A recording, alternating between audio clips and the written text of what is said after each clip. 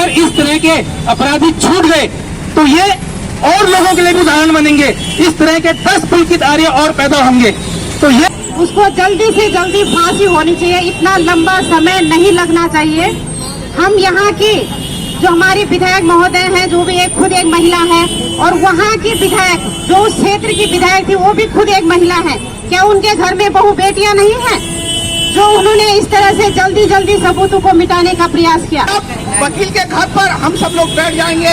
बिल्कुल, ये बात सही है। वकील की हिम्मत होगी सबसे पहले के खिलाफ चुनाव लड़े, सबसे पहले काम, सबसे पहले तभी कुछ हो सकता है। बिल्कुल, क्या हम करेंगे ऐसा?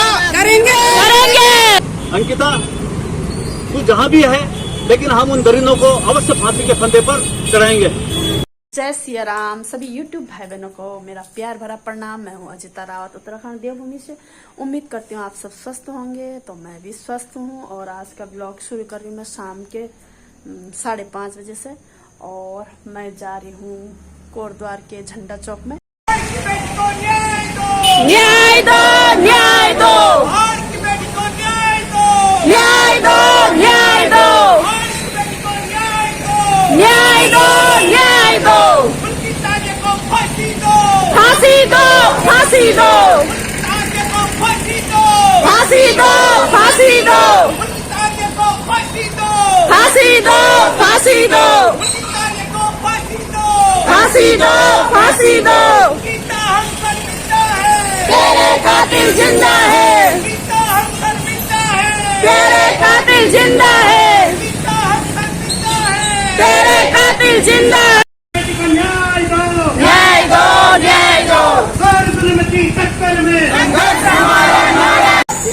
फांसी दो, फांसी दो। तेरे कातिल जिंदा है, तेरे कातिल जिंदा है, तेरे कातिल को फांसी दो, फांसी दो, फांसी दो, पुलकित आर्य को फांसी दो, फांसी दो, फांसी दो, पुलकित आर्य को फांसी दो। संघर्ष हमारा नारा है, जोर जुल्म की टक्कर में संघर्ष हमारा नारा है। आवाज दो, आवाज दो। अंकिता हम शर्मिंदा है, तेरे कातिल जिंदा है। अंकिता हम के खिलाफ लड़ने के लिए नहीं आए हैं। हम केवल और केवल यहाँ पर उस बेटी के लिए इंसाफ चाहते हैं जिस बेटी के साथ इतना बड़ा जघन्य अपराध हुआ है। और इतने बड़े जघन्य अपराध में भी अगर आपको 2 साल पूर्ण हो जाते हैं, और 2 साल पूरे होने के बाद भी अभी भी जांच पे जांच चल रही है, तो आप सोचिए कि क्या इस माहौल में, जिस तरह की ये नई न्याय प्रक्रिया है हमारी, तो आपको लगता है कि इस तरह के माहौल में हमारी बहु बेटियां सुरक्षित रहेंगी? अगर इस तरह के अपराधी छूट गए तो ये और लोगों के लिए भी उदाहरण बनेंगे। इस तरह के 10 पुलकित आर्य और पैदा होंगे। तो ये हम लोगों को समझना चाहिए। और खासकर मैं उन लोगों को भी कहना चाहता हूँ, बहुत ही दुखद है, बहुत दुख होता है मुझे इस चीज को देखकर कि जब कलकत्ता में हुआ तो कुछ महिलाओं ने आकर यहाँ पर कलकत्ता की बेटी के लिए आवाज उठाई, लेकिन जब अपनी पहाड़ की बेटी के साथ ये हुआ तो हम में से किसी ने भी, आपने देखा होगा, कोई भी यहाँ पर आगे नहीं आया। आप इसको किस तरीके से देख रहे हैं कि कलकत्ता में हुआ तो कलकत्ता में तुम्हारी सरकार नहीं थी इसलिए, यहाँ पर जो आरोप हुआ आपकी सरकार का इसलिए, तो ये गलत है। देखो, आरोपी होता है, दिलाने के लिए हर कोशिश, हर भरकस प्रयास हमें घर से निकल के करना पड़ेगा। चाहे हम कहीं भी किसी भी क्षेत्र में, हमको हर तरह से इस बेटी को न्याय दिलाना है और आने वाले भविष्य को बचाना है हमको, और आने वाले भविष्य के साथ भी लड़ना है हमको। तो आने वाले 30 तारीख को आप लोग सब अपना कीमती समय निकाल कर न्यायालय परिसर के बाहर जो कार्यक्रम है उसमें उपस्थित होने की बात क्या है कि हम उन दरिंदों को सजा नहीं दिला पाए, और उन दरिंदों की सजा यही थी कि उन्हें हम उसी दिन चिला बैराज में नदी में डाल देते। बिल्कुल, यही उनके लिए सजा थी। आपको मैं बताना चाहता हूँ, मैपोस कांड में एक बंगाली युवती के साथ घटना हुई थी, उसका भी हमने प्रतिरोध किया था। उस समय हमारे साथ में राजा बहुगुणा जी थे, और उत्तराखंड को इन्होंने बलात्कार का हब बना दिया है। ये बहुत बड़ा शर्मनाक पहलू उत्तराखंड के लिए। कातिल जिंदा है, अपराधियों का राजनीतिक संरक्षण बंद करो, बंद करो, बंद करो, अपराधियों का राजनीतिक संरक्षण देना बंद करो, बंद करो, बंद करो। साथियों, जैसा कि बताया, मैं आप लोग का भी, हमारी मातृशक्ति यहाँ है, हर बार हम लोग कोर्ट में हाजिर होते हैं, मैं श्रीनगर से आता हूँ। डोब श्री कोर्ट में अंकिता की माता पिताजी के साथ में हम लोग कोर्ट में आते हैं और आप लोग भी देखते हैं कि बस में आके सरकारी ये रोडवेज की बस में आके फिर जाना, ये पूरा जो प्रक्रिया है, हमने बहुत बार डीएम साहब से भी विनती करी थी कि अंकिता के माता पिता के कुछ सुविधा होनी चाहिए आने जाने की। डोब श्री कोर्ट से आते हैं, पर एक आश्चर्य की बात हुई कि डीएम साहब ने हमको कहा कि ये केस अंकिता की माता पिताजी नहीं लड़ रहे, ये गवर्नमेंट ऑफ उत्तराखंड वर्सेस पुलकित आर्य है।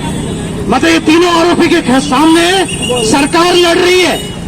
इसीलिए जिस तरह का जो तथ्य आ रहे हैं, जो कलमें लगाई हैं, आप वेबसाइट में देख सकते हैं। 302 की कलम है, 120 बी है, इसमें मौत की सजा, आजीवन कारावास है। अभी तक 47 गवाह हो चुके हैं, 97 की सूची है उनके पास। एसआईटी ने जो बनाया, ज्यादा गवाह बनाए। हम लोग यही बोल रहे थे ये क्लियर कट केस है, इसको इतना बड़ा आज 2 साल हो चुके हैं, कब तक लड़ पाएंगे? जिस तरह की हालत अंकिता की माता जी सोनी देवी या वीरेंद्र भंडारी जी की है, अभी भी फोन आया था थोड़ी देर पहले, उनके गांव में 2-3 दिन से लाइट ही नहीं है। वो फोन में एक मैसेज भेजना चाह रहे थे। ये स्थिति में एक गरीब लाचार माँ बाप कब तक लड़ पाएंगे? पर एक बात सोनी जी ने कहा कि लड़ाई मेरी बेटी की नहीं है। मेरे से बात हुई, उन्होंने कहा मेरी बेटी अंकिता वापस आएगी नहीं, पर ये बेटी उन तमाम पहाड़ की बेटियों की है। ये लड़ाई अब उनकी है। हम आप सब लड़ रहे हैं, किसी के लिए नहीं।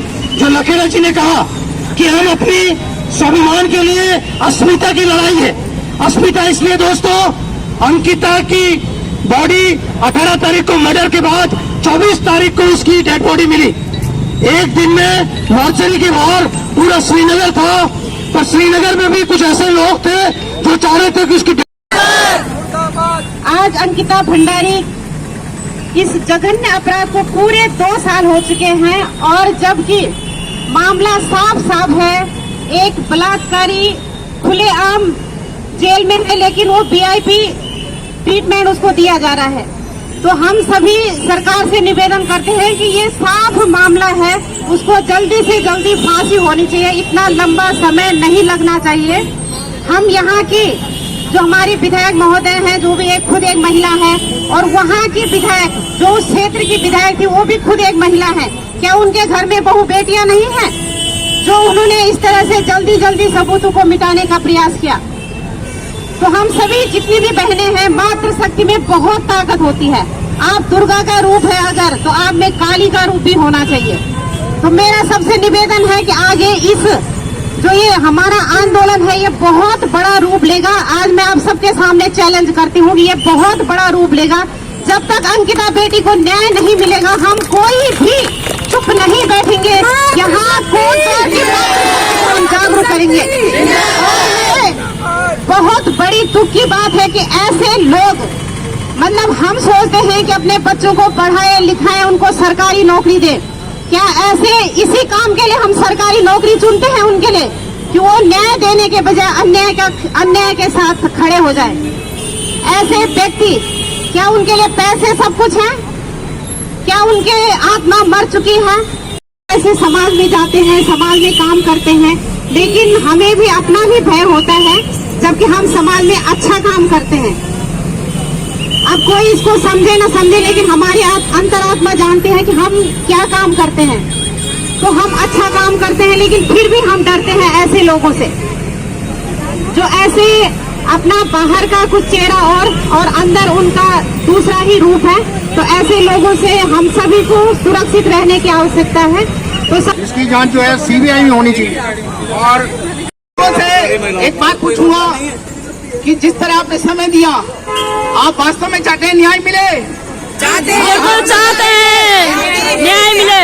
तो वो न्याय का पहला मापदंड, जो वकील इस समय पैरवी कर रहा है, बिल्कुल सबसे पहले उसके घर का घेराव करना। हाँ बिल्कुल सही बात बोली। महिला वो होती है, वो दुर्गा का रूपी और काली का रूपी। चंडी का रूप हरिद्वार से सीधा। तो सबसे पहले आपको उस वकील के साथ पहले वार्ता, जो कि सबसे पहले कहा गया पहले वार्ता, और वार्ता से समाधान निकल जाए तो बहुत अच्छी बात कि वकील साहब आपकी भी माँ और बहन है, बेटी है। एकदम सही बात बोली, बिल्कुल। हमारा असली सारा खेल है कानून का। अभी नहीं होगी उसकी। अगर वो ढंग से लड़ाई नहीं उसे तो वकील नहीं मिलना चाहिए। बिल्कुल सही बात। और इसके लिए हमें क्या करना होगा, इस संख्या से काम नहीं चलने वाला। आप सब लोग बहुत शक्तिशाली महिलाएं हैं, सारे सब लोग बहुत जानदार लोग हैं।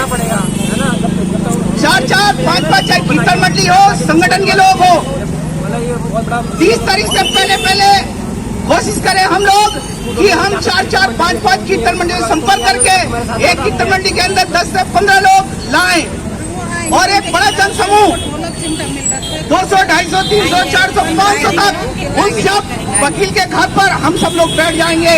बिल्कुल ये बात सही क्या बोली। वकील की हिम्मत होगी कि सबसे हमारे पहले के काम। खिलाफ चुनाव लड़े? सबसे पहले काम, हमारी सबसे पहले काम। पेट के लिए आप तभी कुछ हो सकता है। बिल्कुल हाँ। क्या हम करेंगे ऐसा? करेंगे करेंगे, हम तैयार हैं। हम बिल्कुल। करेंगे।